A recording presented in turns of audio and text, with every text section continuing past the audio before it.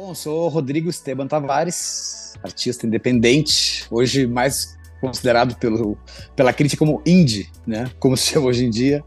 E tô completando 20 anos de carreira já de lançamentos autorais, né? Tive muito tempo também na noite de Porto Alegre tocando, mas são 20 anos já, passando pela Fresno, pelo Humberto, por carreira solo, participando de composições com milhares não, né? Centenas de artistas. E sou um cara feliz, é isso. O público ele ainda teve uma certa oportunidade de se alimentar do que a gente tentou fazer na pandemia para a gente não morrer de solidão, assim. A galera fica... Claro que a galera, e eu também me prendi no lance financeiro da pandemia, porque o músico não podia sair de casa, né? Mas não é isso, na verdade, o que pegou mal. O que pega muito mal pra gente que vive... Eu tenho uma vida, que nem eu falei, são mais de 20 anos que eu não passo um fim de semana em casa. Então, quando eu comecei a me ver parado, sem ter o que fazer, me sentindo até inútil mesmo, seguindo todas as regras da OMS, e sempre fui a favor delas, não é isso, mas uma hora tu começa inconscientemente te trair, e começa a te achar que tu não é bom o suficiente, porque tu tá parado, né? Então, voltar pro artista, cara, te dá, tipo, sei lá, imagina um jogador que se lesiona por 2 anos e não pode mais correr, saca? E ele vê todo mundo ali, embora no caso dos músicos não tivesse ninguém correndo, tava todo mundo parado também, aquela vontade de voltar a fazer o que tu sabe fazer, porque a maioria dos músicos que eu conheço, eles vivem só de música, né? Eu sei que tem gente que batalha para tentar ser músico e não consegue, mas tem gente também que às vezes nunca teve outra experiência profissional fora de ser músico, de tocar, de ter experiência com o público, de ir lá fazer o seu pé de meia fazendo o que gosta. Então parece pouco tempo, cara. Parece que cada show ainda é uma surpresa, sabe? E tem lugares assim que eu até desacostumei. Esses tempos atrás eu fui tocar em Belém do Pará, que é uma cidade que, putz, eu tenho um público maravilhoso em Belém, sempre fui muito bem tratado lá, e na minha cabeça parecia que fazia 1 ano que eu não voltava em Belém, já faziam 4 anos, porque a gente ficou 2 anos que pareceram uma eternidade para passar, mas depois que passaram pareciam que era um mês, assim. Então causa até uma certa estranheza. Brasília era uma cidade que eu ia todo ano, eu ia 2 vezes por ano. Agora desde 2018, então já são 5 anos, saca? Sem visitar a cidade, sem ver a galera. Então o que eu quero dizer é que eu acho que o contato humano, mais do que... a música acaba sendo contato humano, mais do que lá tocar, mais do que viajar, mais do que tudo, é tu voltar a ter o contato com as que gostam de ti, que elas vão te ver por um motivo, que são as tuas músicas, que tu fez um dia... sem pretensão nenhuma, achando que ninguém nunca ia conhecer tuas músicas, aí um dia tu tá fazendo show. E, sei lá, eu ainda me impressiono, né? Eu tenho, pode ser um pensamento interiorano, assim, mas eu sou um cara do interior do Rio Grande do Sul. Então, para mim, ir para Brasília, ir para Goiânia, ou, sei lá, ir para Manaus, morar em São Paulo, é tudo coisas muito grandes, que eu achei que nunca ia acontecer comigo. Então, putz, dá uma sensação de alegria que tu não tem nem ideia, assim, de poder ter a tranquilidade de novo, de olhar pro pessoal e eles te fazerem feliz, né? Porque eu sempre vejo muito músico falando, porque eu fui no show, eu vi tanta gente feliz. Não, cara, eles nos fazem feliz, na verdade, porque se não tivesse público, não teria graça, né? Eles complementam, eles são tão artistas nesse ponto quanto a gente. Eles só escolheram as nossas músicas nesse momento, mas eles fazem que eles são os artistas da história também. Então esse calor humano que é o que fazia muita falta, assim. Como eu tava no meio da pandemia, e no meio da pandemia eu fui nada criativo, assim, né? Eu cheguei a lançar algumas coisas no meio da pandemia, mas foi difícil, cara. Eu tive uma certa ilusão no começo de que eu ia fazer muita música nova, porque eu tenho estúdio em casa, e aí eu ia pro o tempo no estúdio, na verdade... Tudo uma hora não, 15 dias depois que a pandemia foi instaurada, assim, tudo não tinha mais graça. Já tava cansado de estar no estúdio, tava cansado de estar no quarto, cansado de ver os meus programas de TV, cansado de jogar videogame, cansado de... Saca? Então eu achei que eu seria mais produtivo. Quando eu vi que eu não ia conseguir essa produtividade que eu imaginei que eu teria, e que eu precisava continuar lançando material, porque independente é mais ou menos isso, né, cara? Se tu não continuar lançando, as pessoas se esquecem rapidinho. Então, o que eu tive no momento de ideia foi, olha, eu vou regravar algumas músicas da minha carreira em formato acústico, acústico mesmo, assim, né? Tipo, os baixos que foram gravados eram baixolão de pau mesmo, baixo, violão, não teve nada fora o microfone, não teve nada elétrico, assim. E uma música solo sem com bateria, eu queria fazer uma coisa bem violão e voz para mostrar como as músicas eram feitas. A ideia era sempre ter um convidado. Então, eu convidei o Bent, eu convidei o Felipe Cato, eu convidei o Duca Lendecker, eu cheguei a convidar o Nando Reis, mas o Nando, por um problema de agenda, a gente acabou não fazendo. E eu pensei, pô, cara, faz 10 anos que eu saí da Fresno, né? Agora vão fazer 11 anos, mas na época fazendo 10 anos que eu saí da Fresno. Sempre se teve uma dúvida do público, assim, de como é que era a relação da banda, né? Porque eu não saí da Fresno por briga. Geralmente as bandas se separam por briga. Eu saí porque eu queria ser, não que eu queria ser independente de novo. Não, acho que na época eu não pensava assim. Mas é que eu queria fazer um som que era diferente do que a Fresno fazia. Aí eu acho que é uma questão mais honesta da minha parte de falar. Mas, assim, eu nunca tive problema nenhum com o Lucas, nem com o Vavo, né, que foi quem sobrou da formação da minha época. Eu sempre me dei muito bem com o Guerra, antes do Guerra entrar na Fresno, sempre foi muito meu amigo. Então, eu mandei uma mensagem pro Lucas e falei, cara, eu tô regravando uma música aqui, quero saber se tu topa participar, e de uma maneira muito leve, assim, tipo, também se não quisesse participar, eu entendo completamente. Até porque até hoje existem aquelas viúvas minhas que ficam 10 anos depois lá enchendo o saco dos caras no Twitter, porque o Tavares tem que voltar. Mas ninguém perguntou pra mim se eu quero voltar ou perguntou pra eles se querem que eu volte. Né? A galera, infelizmente também a galera tem essa coisa de marcar uma geração, sendo que a Fresno, na minha opinião, depois que eu saí, melhorou muito. Não é porque eu saí, mas todo mundo evoluiu. E foi super... Cara, tanto que a gente não se vê, eu e o Lucas, desde o começo da pandemia. Quando eu fiz um bazar beneficente pro Padre Júlio aqui em São Paulo, ele me levou umas embalagens que a gente tinha de uma marca que a gente teve de camiseta para eu empacotar, e eu nunca mais vi. Ele gravou as partes dele no estúdio dele, eu gravei as minhas em casa, mas a gente nunca chegou a apresentar isso ao vivo e a gente nunca se viu depois que isso foi gravado, assim, porque é uma coisa meio que de adolescente, saca? Eu acho que a gente, né, também, aí eu não quero também ativar essa nostalgia do fã, mas quando a gente se junta, tem uma coisa que ficou marcada na minha época de Fresno, assim, que é os dois juntos cantando. E eu acho que isso saciou um pouco a vontade dos fãs que queriam tanto ver isso de novo, numa música que eu gosto muito, embora eu nunca tenha executado ela ao vivo, assim, se executei foi uma ou duas vezes, mas sabia que era uma música que era forte, que tinha a ver... Por exemplo, tinha a ver até com o que a gente fazia na Fresno. Eu queria chamar o Lucas uma coisa muito diferente também do que a gente fazia bem junto. E a ideia veio de um dia para o outro, mandei uma mensagem no WhatsApp para ele, acho que em 2 dias eu já tinha mandado os vocais da música e ela foi lançada, foi de um jeito muito simples, assim, e ficou muito bonita, teve uma aceitação muito boa da galera. E é uma felicidade, assim, cara, poder voltar a gravar com essa galera, poder voltar a falar e saber que 10 anos depois a gente ainda pode ter um contato civilizado, onde sempre teve. Tipo, eu sempre fui muito fã do rock gaúcho dos anos 80, do Engenheiros, do Nenhum de Nós, da Cidadão Quem. Sempre fui muito fã do rock argentino. E eu não conseguia pensar em outra coisa, eu não conseguia mais me ver tocando com 2 guitarras, mesa bug, muita distorção. Eu tava noutra praia, assim. E isso foi evoluindo cada vez. Depois que eu fiquei sozinho, isso evoluiu mais rápido ainda.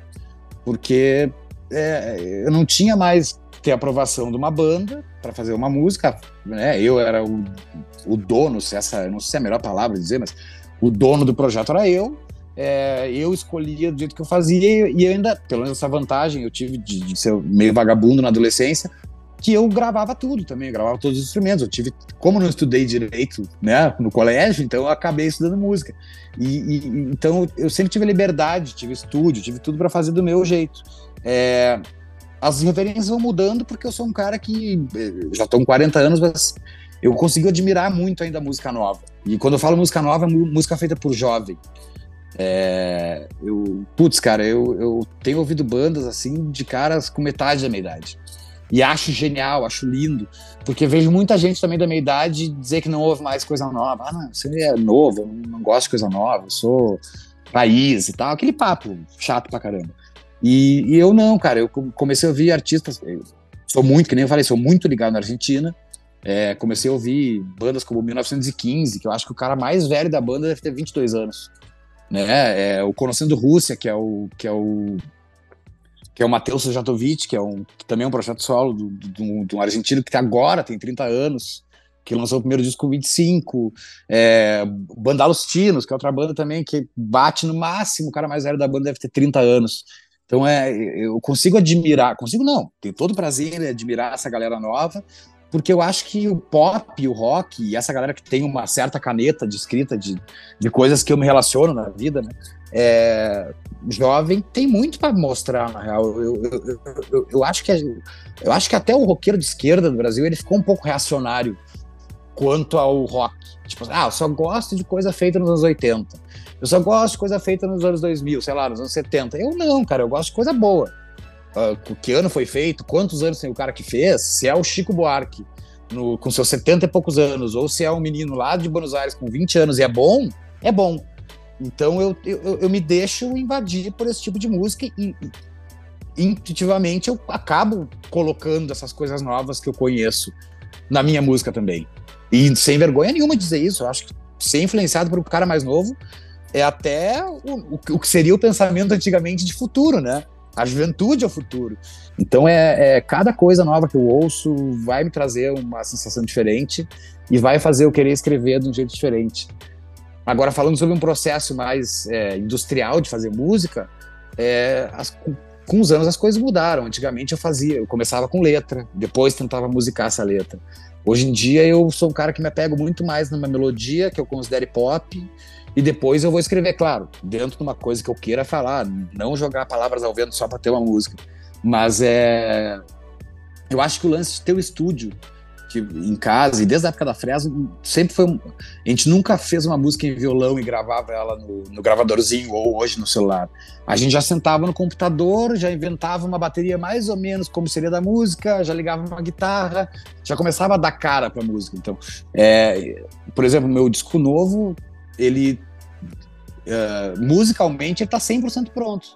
Agora o que falta é eu pegar o livrinho e começar a escrever algumas coisas que eu preciso escrever ainda para as músicas, porque hoje em dia o meu processo é reverso. Eu faço músicas, termino elas com todos os arranjos, se tiver que botar sopro, orquestra, o que for, eu termino tudo e depois eu vou pensar no que eu vou falar e também como é que vai ser a melodia, porque a melodia ganha a música. Não adianta fazer uma boa música instrumental e ter uma melodia ruim. Então é mais demorado que antigamente, por mais que pareça que não, porque antigamente musicar uma letra se parecia muito difícil, mas a letra era um poeminha, então ela já estava rimando, era só tu conseguir encaixar dentro de uma métrica. Hoje eu tenho uma métrica sem letra, então acaba dificultando, mas o meu resultado final é mais legal, na minha opinião. Assim. Conhecendo Rússia, Banda Alustinos, 1915, os Usted se na Meleno. Putz, bicho. Caramba. Elzar, uma banda fantástica da Argentina também. Agora tem muita coisa boa no Brasil aqui rolando. Puto, Zimbra é uma banda fantástica. Eu acho Bola um caneteiro de primeira, acho as melodias maravilhosas, a banda é fantástica. O Rodrigo Alarcón, que a gente tava falando agora há pouco, é um gêniozinho, assim, saca? Tipo, e é um cara que conseguiu um espaço enorme no que ele faz, assim, e então eu acho que o que a gente precisa mais claro que é legal a gente ficar aqui dizendo 2 horas quais são as bandas, mas eu acho que a gente podia abrir mais também os nossos ouvidos para quem é pop brasileiro. Por isso que eu digo que às vezes a gente tem que sair um pouco da coisa do antigo. Eu acho maravilhoso Engenheiros do Havaí, eu realizei meu sonho tocando com o Humberto, eu amo ouvir música nova do Humberto, mas isso não me impede de ir lá ouvir a Zimbra, que é uma banda de uns caras que também, o cara mais velho da banda tem 30 anos. Então, acho que uma coisa não anula a outra e uma geração não anula a qualidade da outra também. Claro que a gente passou por momentos que a música brasileira, os escritores dos anos 80 estavam saindo da ditadura, liam mais consequentemente porque não tinha internet, até o acesso ao VHS era difícil. Então tu acabava lendo mais e a tua escrita tinha mais qualidade. Agora, a gente tem muita gente boa aí, velho. Acho que o Brasil não é como a mídia passa, só música para se divertir, né? O Brasil ainda tem muita música. Eu odeio o termo música séria porque parece que quem faz música para entretenimento não é uma pessoa séria. São pessoas sérias, óbvio, digo, mas de conteúdo lírico mais sério, assim, falando sobre a vida real mesmo. Tu dá uma chance pro teu ouvido, saca? Tipo assim, pô, deixa eu ver no Spotify o que tem de banda nova brasileira aí. É só tu pegar uma playlist rock. Marcante é difícil, né? Show mais marcante, assim, porque sempre tem alguma coisa. Tem umas cidades, assim, que sempre são especiais. Eu tava falando de Belém, cara. Belém sempre foi uma cidade que, putz, toda vez que eu fui, sempre foi lindo, genial, cada vez em lugar maior, e cada vez aumenta o lugar, e cada vez aumenta o público. Parece que em Belém, assim, a rigor, se eu fosse igual eu sou a Belém em todo o Brasil, eu nem seria mais independente, né? Porque Belém, realmente, eu me sinto lá como, putz, cara, eu sou grande aqui, sabe? Eu fico impressionado com Belém. Mas eu acho que tem, cara, e não é porque eu tô falando contigo, é só tu dar um Google rápido, tu vai ver que essa resposta é padrão. Eu acho que o show que eu fiz mais divertido, que eu mais gostei de fazer, foi na Associação Atlética Banco do Brasil, em Brasília, em 2007, com a Fresno. A Fresno, eu estava um ano na Fresno, eu já tinha feito shows grandes com a banda, mas eu acho que em termos de empolgação do público, assim, na época, foi uma coisa que me marcou. Quem sabe até tenha feito outros shows mais empolgados por parte do público do que aquele, mas eu não tenho tanta lembrança como aquele dia me gerou, saca? Aquele dia me gerou lembranças maravilhosas, assim, que eu não esqueço. Eu não esqueço do lugar, eu não esqueço do jeito que o público se comportava, eu não esqueço. Cara, se bobear, eu lembro da roupa que a gente vestia nesse dia, saca? Porque foi uma surpresa. A gente tinha ido para Brasília em dezembro de 2006, que eu até acabei vendo o Inter, que é o meu time, ser campeão, eu tava em Brasília, quando o Inter foi campeão do mundo, mas a banda ainda tava numa coisa que ela era grande em alguns lugares, mas em outros lugares tem de fazer show para 150 pessoas, 200. A gente tocou em Brasília, tinha sido esse show de cento e poucas pessoas, assim, a organização também não... O cara que nos levou na época não era o cara mais experiente. E aí, 6 meses depois, a gente foi tocar na ABB, assim, sei lá, eu me senti os Beatles, saca? E eu não esqueço, cara, esse show é um show que eu não esqueço mesmo. Teve outros momentos na vida, com a Fresno, com o Humberto, teve momentos sozinhos também maravilhosos, assim, que a gente fala, Belém, toda vez que eu vou, uma surpresa. Mas eu sempre dou um checkmate nesse show de 2007 da ABB em Brasília como o show inesquecível. Uma frase é melhor que uma palavra, né? Cara, o meu trabalho ele é baseado num cara que ama demais tudo. Desde a relação humana, interpessoal, ao que faz. Então, as minhas músicas, elas basicamente falam da parte da vida relacionada ao amor, seja ele pela tua própria vida, seja ele por alguém, seja ele pelos amigos. Então, se eu pudesse resumir o trabalho numa frase, o meu trabalho é amor.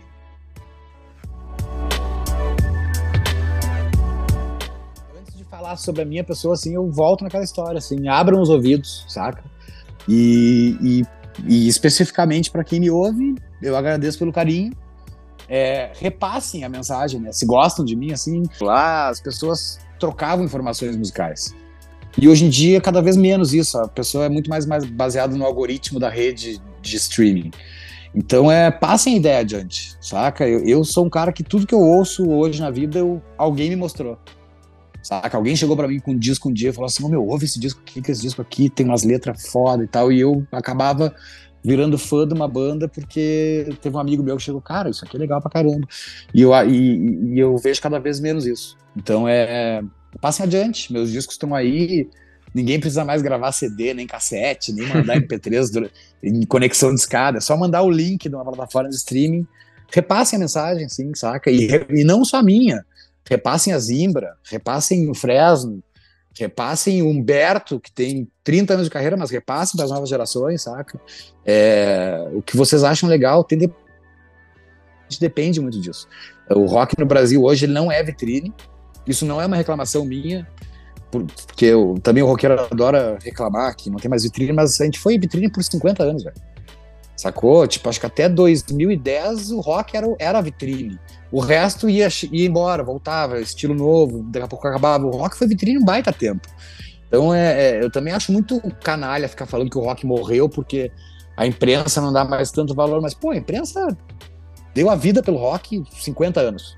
Então, a gente precisa de vocês, do orgânico mesmo, do público agora. A gente não tem imprensa, não tem problema. Não vou reclamar da imprensa, nunca vou fazer isso, porque é o trabalho dos caras. Acho que, na verdade, faltam mais formadores de opinião. E em pequenos grupos, não tô falando nem de uma pessoa X especial, mas em pequenos grupos para ficar mostrando o que tá ouvindo e trocando informações. E além de mostrar o que tá ouvindo, aprender coisas novas também. Hein? Aprender a ouvir coisas novas, entender coisas novas e maravilhoso, assim, cara. Hoje em dia até hip hop, que é uma coisa que eu nunca tinha ouvido na vida, eu ouço, saca? Porque um cara foi lá e mostrou tal coisa. Então é isso, passem adiante, passem a mensagem adiante.